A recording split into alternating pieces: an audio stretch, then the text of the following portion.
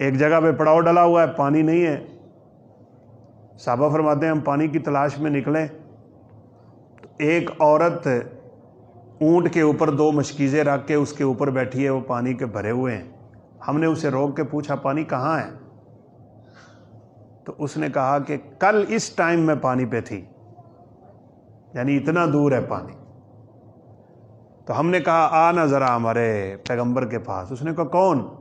وہی وہ جو بے دین ہے، نعوذ باللہ من ذالک، کافر ہے نا، بے دین، وہی صحابی۔ کہا ہاں وہی، چلا آنا ذرا بات سن۔ پکڑ کے رسول اللہ صلی اللہ علیہ وسلم کی خدمت میں لایا اور کہا پانی بہت ہی دور ہے اور اس عورت کے پاس پانی موجود ہے۔ رسول اللہ صلی اللہ علیہ وسلم نے فرمایا مشکیزیں اتارو اس کے۔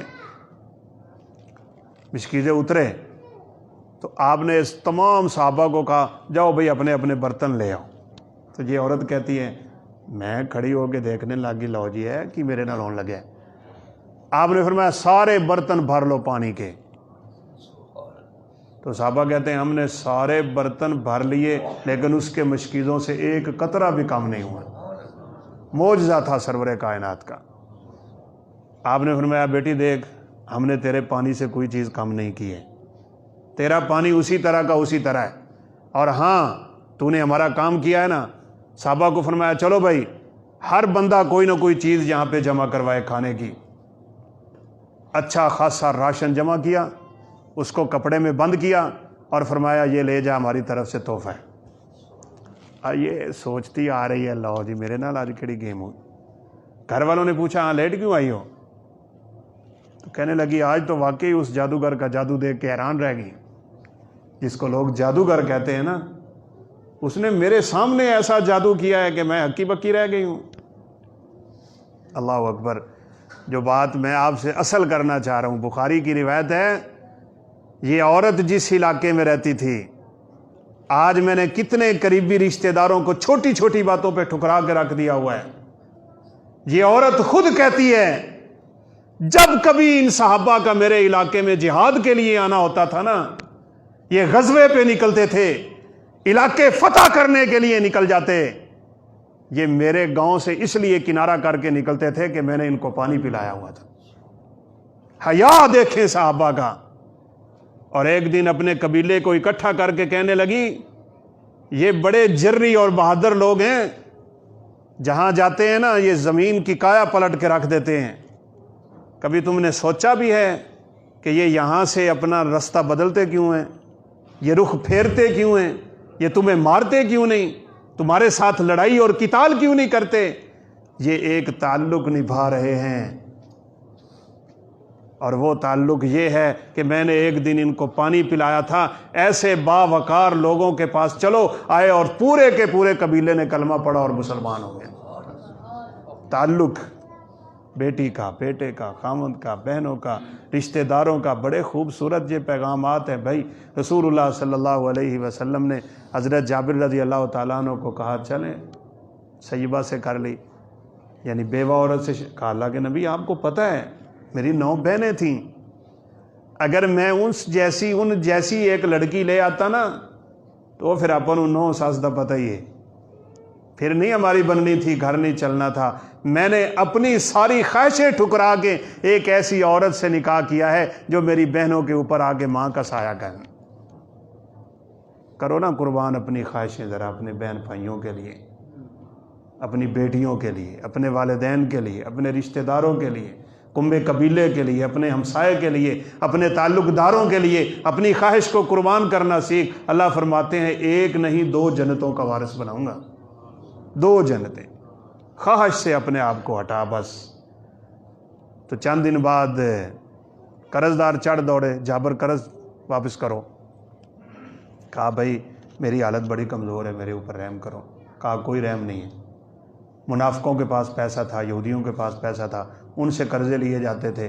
رسول اللہ صلی اللہ علیہ وسلم بھی یہودیوں سے قرضہ لے لیا کرتے تھے، ان کے ساتھ اس طرح کے معاملات تو کر لیا کرتے تھے، لیکن آج اتفاق سے کرسمس ہے تو ان کی مٹھائی نہ کھائیے گا، وہ حرام ہے، نہ ان کو تحفہ دیں۔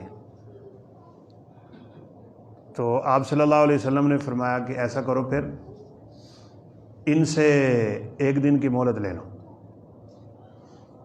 کہا مہلت 1 دن کی، بس 1 دن میں کیا کروں گا؟ کہا بس مہلت لے لو، میں جو کہہ رہا ہوں۔ ایک دن کی مہلت لی۔ رسول اللہ صلی اللہ علیہ وسلم نے فرمایا جابر کہ تیرے باغ کی کوئی کھجوریں اتری بھی ہیں؟ کہا وہ تھوڑی سی کھجوریں اتری ہوئی ہیں، وہ تو شاید ان میں سے کسی ایک بندے کا ایک حصہ بھی قرض کا ادا نہ ہو، یہ تو قرض کے طوفان ہے میرے اوپر۔ آپ نے فرمایا چلا نہ تیرے باغ میں چلتے ہیں۔ آپ باغ میں داخل ہوئے، پورے باغ کا چکر لگایا اور کہا اللہ اتار نہ برکت جابر کے رزق میں۔ اگلے دن آپ نے فرمایا بلاؤ قرض داروں کو۔ قرض داروں کو بلایا، آپ نے ہاتھ سے اشارہ کیا، اے آدھا کر دو، آدھا معاف کر دو۔ کہنے لگے نہیں، حالانکہ آپ چاہتے تھے یہ آدھا معاف کر دیں، اپنی آخرت بنا لیں۔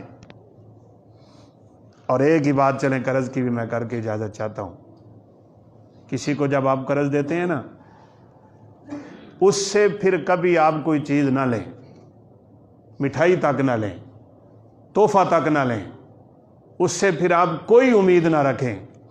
کیوں بھلا؟ جس وقت تک آپ کا قرض اس کے پاس رہتا ہے، ایک شخص نے کسی کو 1,00,000 روپیہ قرضے میں دیا ہو نا، 1 مہینے کے لیے، 1 مہینہ مسلسل اس کو 1,00,000 روپے صدقے کا ثواب ملتا ہے۔ اپنے صدقے ضائع نہ کرو، قرض رب کو راضی کرنے کے لیے دیا جاتا ہے۔ اور ہاں وقت مقررہ پہ اگر وہ واپس نہ کر سکے اور آپ اس کو مہلت دے دیں تو رسول اللہ صلی اللہ علیہ وسلم نے فرمایا، مسند احمد کی روایت ہے، 2 گنا اللہ کی طرف سے صدقے کا اجر شروع ہو جاتا ہے۔ 2 لاکھ روزانہ صدقے کا ثواب مل رہا ہے، تو اگر کوئی معاف ہی کر دے تو آپ سوچتے ہیں نا اس کی فضیلت کتنی ہوگی۔ کہا نہیں، ہم نے پورا قرضہ لینا ہے۔ حضرت جابر کہتے ہیں میں دیکھ کے حیران رہ گیا، آپ ڈھیر کے پاس بیٹھ گئے، وہ جو چند کھجوریں اتری ہوئی تھیں، میں سوچی جا رہا تھا اس کا آپ کریں گے کیا۔ اللہ کے نبی ان کھجوروں کو تولنے لگ گئے، سارے کے سارے قرض داروں کا قرض اتر گیا، میری کھجوریں اسی طرح وہیں پڑی رہیں۔ برکتیں، رحمتیں اور اللہ اکرم الحاکمین کی طرف سے یہ پرسکون پرتعیش زندگی چاہیے۔ بس ایمان کی دولت، اخلاق کی دولت، اسلام کی دولت، بڑی باتیں ہیں کرنے کو۔ بہرحال اللہ اکرم الحاکمین سے میری دعا ہے کہ اللہ تعالی ہمیں صحیح معنوں میں قرآن و سنت پہ عمل پیرا ہونے کی توفیق نصیب فرما دے۔ یہ جس مقصد کے لیے محفل لگی ہے، اللہ اکرم الحاکمین اس مقصد کو پورا فرما دے۔ ہمیں اپنی بیٹیوں کی عظمت سمجھنے کی توفیق دے، بیٹیوں کے حقوق سمجھنے کی توفیق دے، ان کی زمینیں نہ مارا کریں، ان کا حق نہ مارا کریں، ان کے حقوق کی صحیح ادائیگی کیا کریں، بھائی اپنے بہنوں کے حق دیں اور اس طرح ان کے ساتھ وہی پورے کے پورے حقوق والا معاملہ کیا کریں۔ اللہ اکرم الحاکمین جنتوں کا وارث بناتا ہے۔ اللہ اکرم الحاکمین ہم سب کو اپنی جنتوں کا وارث بنائے۔ اللہ تعالی ہماری اس نو مولود بچی کو امت مسلمہ کے لیے بہترین صدقہ جاریہ بنائے، دین کی داعیہ، دین کی خدمتگار، عالمہ، حافظہ، قاریہ، صائمہ، عزت مآب بنائے، اور اللہ اپنے والدین کے لیے آنکھوں کی ٹھنڈک بنائے۔ ہمارے تمام بچوں کو اللہ دین کی خدمت کرنے والا بنائے، اور ہم سب کے لیے اللہ قیامت کے دن ذریعہ نجات بنائے، اور ان بچوں کی اللہ صحیح اسلامی ایمانی تربیت اور پرورش فرما دے۔